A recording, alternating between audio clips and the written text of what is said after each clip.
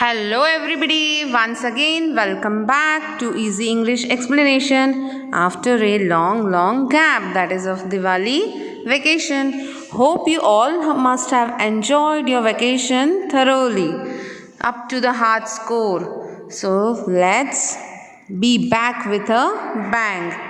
Now today we have to start the 7th lesson of Beehive book, NCERT book, Packing.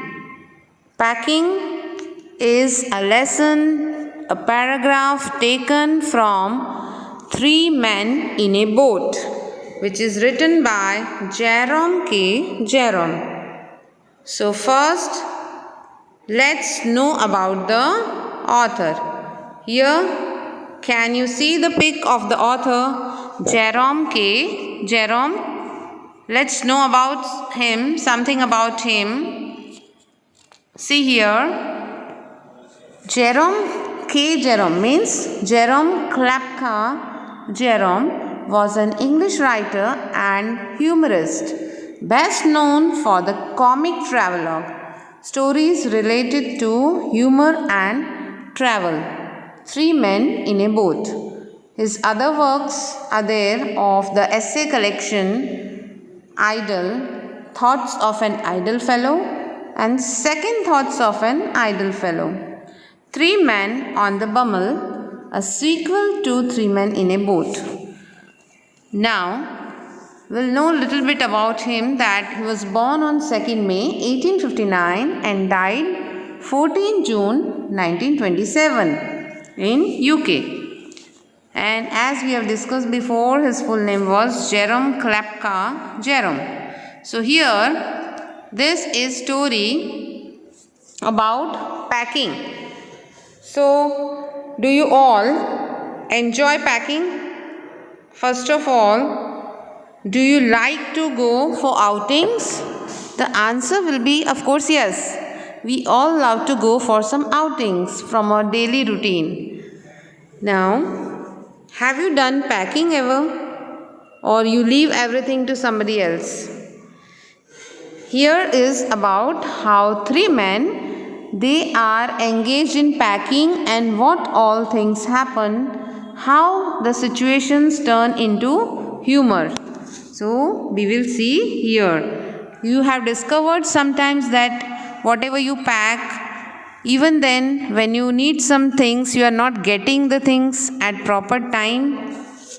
Have you ever discovered that you forget to do packing of a few things which you need the most? So here's a story about three friends who are off to somewhere and they are doing packing, and how everything happens, how the situations take place. So let's see now my packing.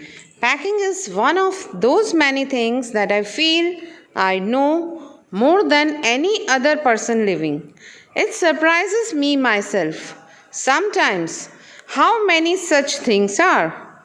I impressed the fact upon George and Harris and told them that they had better leave the whole matter entirely to me. They fell into the suggestion with a readiness that had something uncanny about it. George spread himself over the easy chair and Harris cocked his legs on the table. Now, what happens?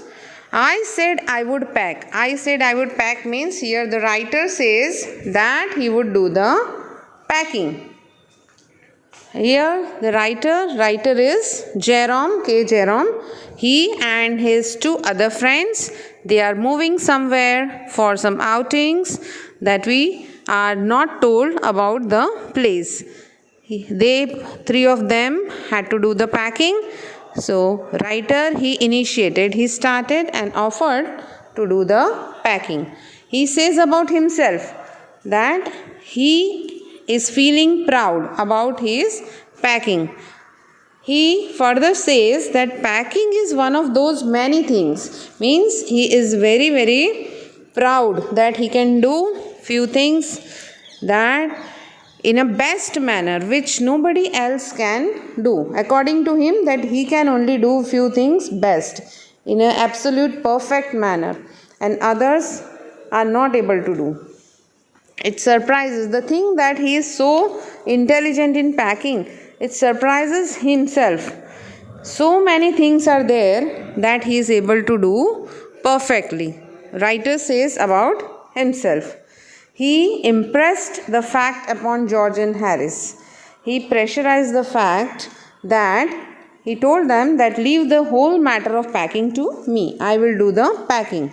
No need to worry about that. They fell into the suggestion with a readiness. Fell into the suggestion here means they readily accepted the suggestion. And what happened to both of them? They sat nicely. They took their places very comfortably. George spread himself over the easy chair, that is a rocking, relaxing chair.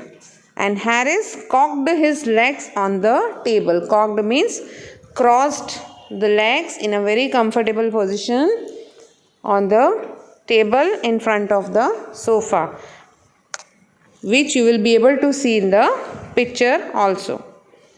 Then this was not the intention of Jerome. He did not wish that way. He may be thinking something else, but they readily accepted the suggestion that Jerome will do the packing. So they means George and Harris, they were very comfortably sitting. Now for the second paragraph. This was hardly what I intended. What I had meant, of course, was that I should boss the job and that Harris and George should potter about under my directions. I pushing them aside every now and then with, "Oh, you, here, let me do it." There you are, simple enough. Really teaching them. As you might say, they're taking it in the way they did irritated me. There is nothing does irritate me more than seeing people sitting about doing nothing when I am working. So, the explanation of second paragraph is as follows. This is hardly what I intended. Intended means meant. Intended means he meant or his meaning was not this. Hardly means he was not intending that. What I had meant, of course, was that I should boss the job. Means he should become the boss of the job. He wanted to supervise the work. And that Harris and George should potter about under my directions. Harris and George should work under him as per his orders, his instructions. And writer wished that he would boss the job and he would just order George and Harris to do the way as he tells them.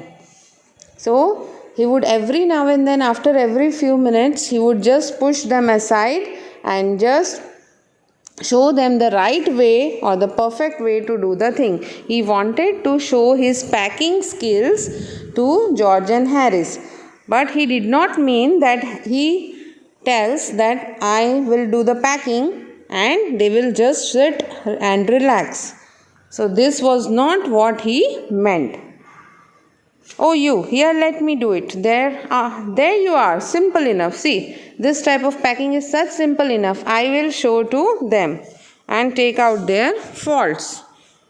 It's very easy in today's world to take out the faults of others. Really teaching them, as you might say. But they are taking in this way, they thought that the whole packing will be done by Jerome. So that thing irritated Jerome the most. There is nothing does irritate me more than seeing other people sitting about doing when I am working. We don't like generally that We are sitting and we are doing work, we are doing labor, and others are enjoying themselves or just relaxing, sitting idly without any work. Third number paragraph. Let me read it out first. I lived with a man once who used to make me mad that way. He would loll on the sofa and watch me doing things by the hour together. He said it did him real good to look on at me messing about. Now I am not like that. I can't sit still and see another man slaving and working. I want to get up and superintend, walk around with my hands in my pockets and tell them what to do. It's my energetic nature. I can't help it. The author says that he used to live with a man who used to make this writer Jerome mad that way. That man only loved to loll on the sofa. Just loll means just sitting in a very leaning position, loll on the sofa, just relaxing on the sofa in a very comfortable position. Okay, loll on the sofa and watch me doing things by the hour together. That man used to just relax himself and watch Jerome continuously working. But that man was not ready to help Jerome. He said, that man said that it was very good to look continuously at Jerome while Jerome was working and messing about the things. Now I am not like that. The writer here says that man used to look at me sitting idly, but I am not like that person. I am very energetic and I don't like to sit when the other person is slaving, doing the laborer's job. Writer wants to get up. He wants to do the superintend, means the supervision of the work. Writer wants to just move here and there and with hands in the pocket and give the ideas related to that work which the other persons are doing. So the writer says himself that I am very energetic person. I like to help the people. This is the kind of joke and ironical situation, and this is a joke which is created by the writer in the story this way. That writer is very energetic. He wants to help other persons when other persons are doing the jobs, but he wants to help by doing the supervision or the bossism related to the job. Now paragraph number 4. However, I did not say anything but started the packing. It seemed a longer job than I had thought it was going to be, but I got the bag finished at last and I sat on it and strapped it. Ain't you going to put the boots in? Said Harris. And I looked round and found that I had forgotten them. That's just like Harris. He couldn't have said a word until I got the bag shut and strapped, of course. And George laughed. One of those irritating, senseless laughs of his. They do make me so wild. Here the explanation of 4th paragraph. However, I did not say anything but started the packing.